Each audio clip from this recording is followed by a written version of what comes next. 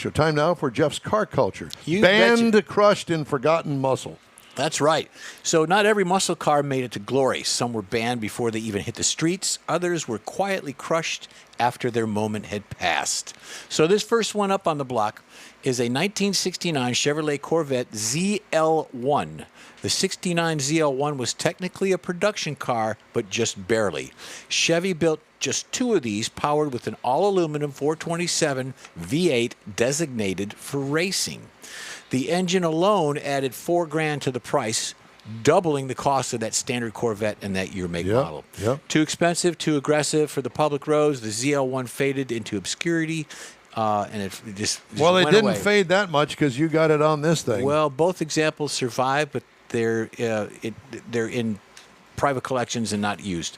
So next one, 71 Ford Torino King Cobra. God, that's Ford's response to the Dodge Charger Daytona and the you can Plymouth Superbird was the Torino King Cobra. Sleek fastback and radically sloped nose, designed for NASCAR God, that's ugly. aerodynamics. Whoo. Only 3 prototypes were built before NASCAR Good thing. changed the rules after they built them. Said no more of that. With the program scrapped, the King Cobra never reached production. The prototypes were quietly shelved, and the 429 jet engine silenced before they could make the headlines. So Wonder where that car is today. Probably it's a museum I would piece. think. It's a museum piece. 65 Pontiac Catalina 2+2 I remember 421 these. high Yes. output. Yeah, I buddy. remember these. I love that car. Pontiac's Catalina 2+2 was built to move, especially when equipped with the 421 high output engine, making 376 horsepower at the time. Though it was a full-size coupe, it had quarter-mile performance that rivaled mid-size muscle cars, but overshadowed by its GTO sibling. So it's a little bit smaller on the GTO side, but that's a beautiful car. Plus, it's a ragtop. That's good. Next one we're going to go to, Mike, is a 71 AMC Matador Machine. The Machine. AMC planned to follow up with the Rebel Machine with a more aggressive Matador version in 71. The idea was to carry over the Machine's 401 V8 and the graphics, but marketing didn't back it. They didn't like it. A few prototypes were made, but the project quietly died before mass production.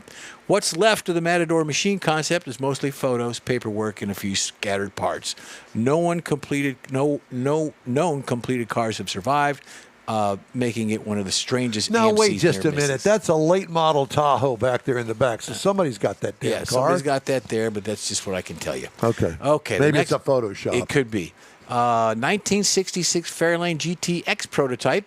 This Fairlane was a Ford prototype created to bridge the gap between the Mustang and the full-size So what Galaxy. are those, the valve covers that have shot through the hood there? Could have been. What the hell is that? They're loose bolts. I think it's been recalled.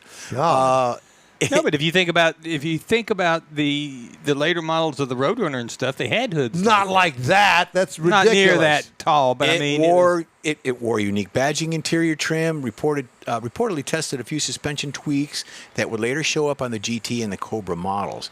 It never intended for production, but after a few developmental changes, it was reportedly destroyed. What makes it interesting Good. is how the little photographic evidence remains. One of these cars you hear about, engineering's performed, executives, all that good stuff. No one knows where it went. What?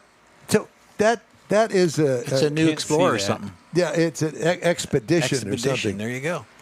73. Somebody has that car. 73 Pontiac Trans Am SD 455 with an aluminum block, or as they say, aluminum block. SD was Super Duty. Super Duty 455 is already a rare piece of Pontiac history, but there's a subset of prototypes that took things further.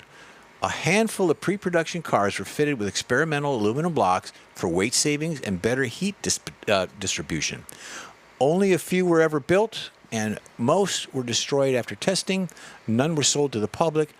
Rumors persisted about one surviving car in private hands, but nothing has been confirmed. That's a pretty car. I like that car. Well, that would be easy to do. You could hide that all aluminum V8 underneath the hood. Yeah. Even though it was just a regular Trans Am at the time, or a Camaro Right. or I mean, Firebird, it's whatever. all the externals. And Yeah. there's companies that make the retro. They'll take a new Camaro and they'll make it look with the old body styling and stuff. Yeah. It's still new, but they'll make it kind of retro looking. That's no fun. I had an aluminum block car one time. It was the lightweight, I understand, but it always had a heating problem. you had to be careful that you didn't cook the engine because it just didn't take much to heat it up. Well, you're probably using the mechanical fan in the front there of the motor. Oh, absolutely. 1963. Oh, yeah. They didn't have electric fans They didn't back invent then. them back then. So it was, I could see why they tried it, but didn't work so good.